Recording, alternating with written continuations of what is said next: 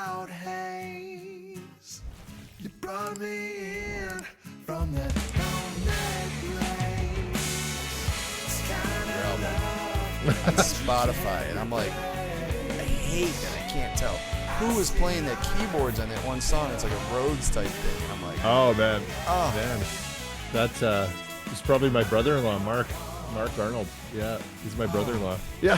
I was just hooked on it, man. I was listening to him like, what? Who is Murray? Oh man, jeez, that record was so cool. well, might as well just dive into it. It was Go it for was only done because well, you mentioned Steve Bell before, who's somebody I work with all the time, and Totally, that was my other Canadian worship guy on my CDs, Brian and Steve. Steve's amazing, and Yeah.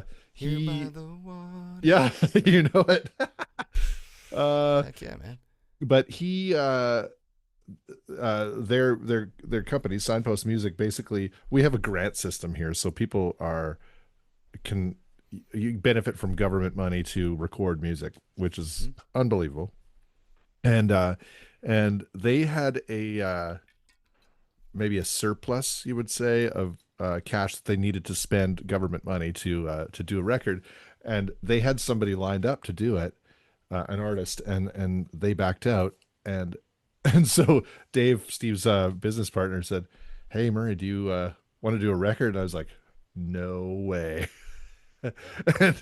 and he goes, "Well, what about, this band I was playing in?" And I said, no, I don't think we're ready."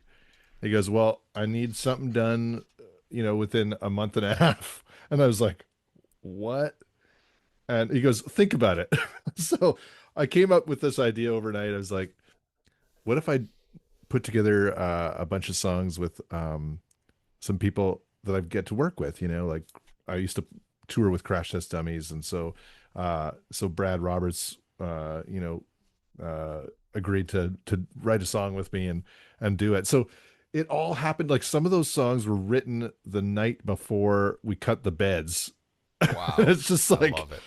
I was, then we had a deadline. So the mixer, this guy named Paul Yee, who's a very talented guy, I was just sending him tracks as he's mixing the parts on a Sunday. It was due on Monday.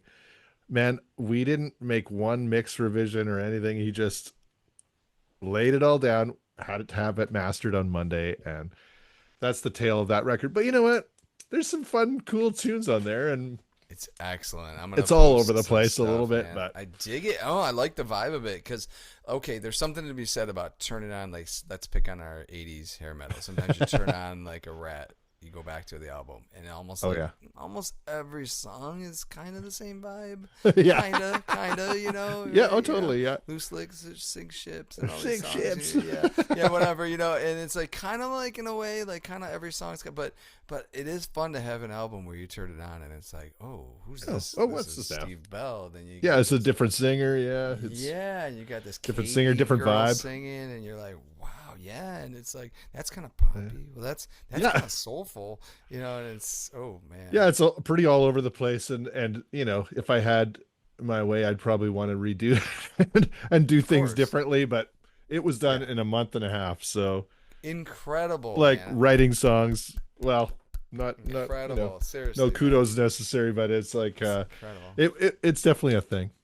It's one of those gems where now if I'm at somewhere, I'm like, you got to listen to this, and people are like, who? And that's how I know, it was. yeah. It's talking about that a few minutes ago with you about, toting around certain CDs, and you get known for being that guy, right? Yeah. This guy shows up, you're going to listen to Billy Idol and Tesla. This Yeah. guy shows up, you're going to listen to Judas Priest and Bob Seger. This guy shows up, you're going to, right? And that's how it was with us at our generation. Oh yeah, and we always had these artists and stuff too that were all like a bit of our guilty pleasures. We were like, I wonder if I can tell my friends about this. Yeah, because like Richard Marx or something. Yeah. Oh God. Yeah. Listen to Richard Marx, or I discovered like Tuck and Patty. Did you ever hear Tuck and Patty? Yeah, and like that along with gotta check out this new Iron Maiden record. It's like Joey knows the guitar inside and out. Joey knows like what's going on here. He knows how to adapt. He knows how to overcome. He knows how to like his improv. His improv is just incredible. Like, oh. Yeah, that guy is pure music. Like, he plays incredible. Like whatever he's feeling, and he has such knowledge and depth on the instrument, and he also plays keys like nobody's business He too. plays what? Like keyboard? Like keys. Oh yeah, What? yeah. He's such a I don't know beautiful if I've player. ever even seen him play keyboard He on actually all the videos. on the record "Come Morning," he played all the Well, keys. yeah, Yeah. well, then again, I stream it all the time, and I don't know who's on it because they don't Oh tell you yeah. any credits. They don't. So he Oh did man, some you of the gotta. keys. I use Tidal. It tells you all the credits. It was what in the world? It was just it got me, and it's like now I hear that song, and I'm just like, oh man, Oh I'm in man, my 50s. I'm like, oh, like, that's emotional. But I love what? that song. I could tell you a little story about that song. Is Yeah. those guys wrote it in Nashville with oh, this is terrible. It's gonna slip my mind. It's a co-writer, but fantastic. Jonathan Singleton is his name, and they've written some great songs with him. The Bonnie Raitt tune that was a Grammy winner was written with him also. But he wrote that song, and we were kind of stumped. It was kind of COVID times when we were making that record, so we were a little stumped as to how to approach it. Dave kind of was hearing it. Dave Landreth was kind of hearing it as this Mumford and Sons, like Four on the Floor kind of thing, and he said, "Oh, the song's going to be huge."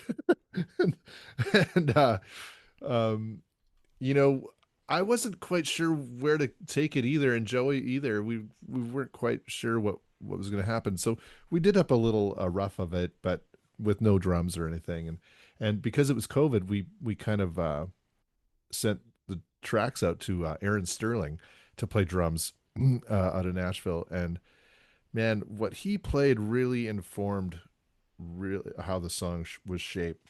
Um, and believe it or not, like I ended up playing the guitar riff in there because I just had a Joe's got all these guitars in his studio, but they're all tuned like open whatever, open C and thick strings, and he has one.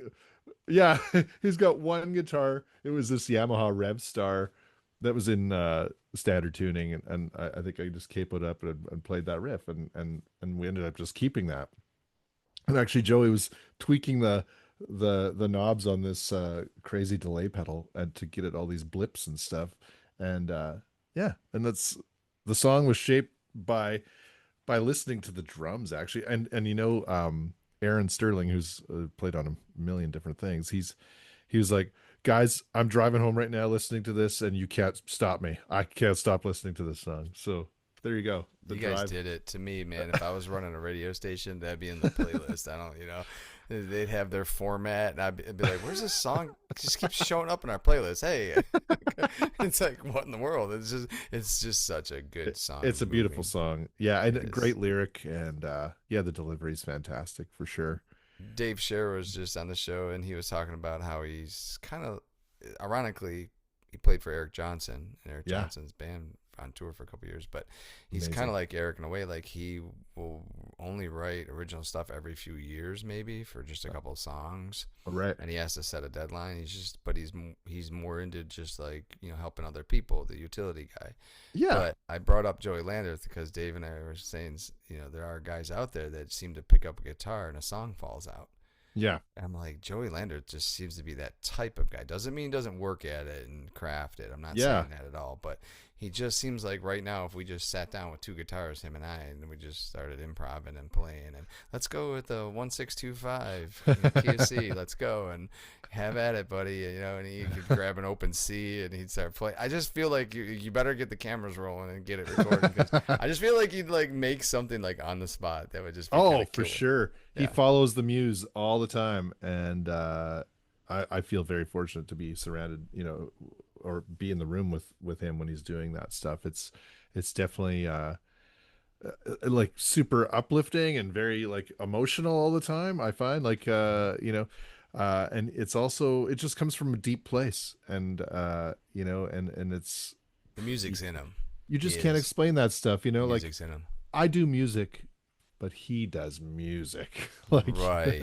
Like I totally he get it. really just lives and breathes it, and it just exudes. It's just everything he's feeling, the heart on his sleeve, it comes out in the music. So here's a phrase that you don't hear much anymore on YouTube or in this day and age, but I know you'll know it, and I'm gonna throw it at you in reference to Joey, is stage presence.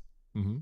Like when I see Joey, whether he's sitting down in a chair and it's just a small little room with a bunch of people, or he's an older video of him and his brother in Nashville, or he's out on tour and Ariel Posen's with him, or you're with them, or he's doing an interview, or he's doing jazz, or whatever it is, he has that stage presence. Yeah, he's captivating, yeah, for sure. Correct. And that's something that you don't hear about. We grew up with guys like David Lee Roth, and the guy from White Snake, Robert, what's his name? David Coverdale. David Coverdale. Like, you know, there's certain like stage presences like that guys just come out, and guitar players too, like Zakk Wylde. Like, for example, when he comes out on stage, like if like you know, or you can go to the blues side of it and you get a guy like Buddy Guy. Yeah. Like Eric Clapton said, when Buddy Guy steps on the stage, he's like a hawk. Like he just comes out, and it's like you don't know where he's going. You're not sure what but you got to give him room because he's just there. And he's. I feel like Joey could do that. I feel like if Joey was just, I don't know. I've never seen him live yet. It's a bucket list for me. Yeah, and I guess they haven't gone down to Tulsa yet. No, they go to Dallas, and I could probably get down there or something like that. You know, Guitar Sanctuary or something. But with Andy Timmons and all them guys down there. But but yeah, I feel like Joey could just like play off the cuff. He could change the script on a dime, like a soccer player, like a midfield attacking type guy who just decides to go forward and go, oh wait, we're going out wide this time. Oh yeah, wait, we're going. He's very much an improv genius. You know, like, and it's like he would do. I was on tour with them the last time around. We did a 10-year anniversary of the first record, Let It Lie. So we played the first record all acoustically. And then we did a second set that was, rocking out. But the first set, he would always do these off the cuff intros to certain songs that were just like, what is happening right now? Like, what is going on? Like, it make you just turn around. Yeah. And not like just always a surprise, like a left turn. You're like, whoa, oh, geez. Oh, I didn't hear it going there. And this has turned into a Joey love fest, but that's easy. I kind of feel like if I was to ever get him on the show, like I might as well just retire. Like I'm done. Love it. Anywho, so we'll get away from the Joey Landreth love fest here. He's one of the most down to earth people you'll ever meet, though. So he and always very willing to give up information and you know he loves to nerd out, man. Like and he knows his stuff, unlike me, who I don't really know my. I'll be reaching out for nothing in the middle of the night, trying to hide punchlines that don't land right. Who would I miss? Who would I hold tight? Who will outshine the sun in the morning light? What in the world would I do without you? What in the world would I do without you? What in the world will the birds sing to? Who'll be the eye of my love? Make up my dreams come true. Will forgive what I can undo. What in the world would I do without you? What in the world would I do without you? I've been driving at night, no lights, trying to find my way home. What in the world would I do without you?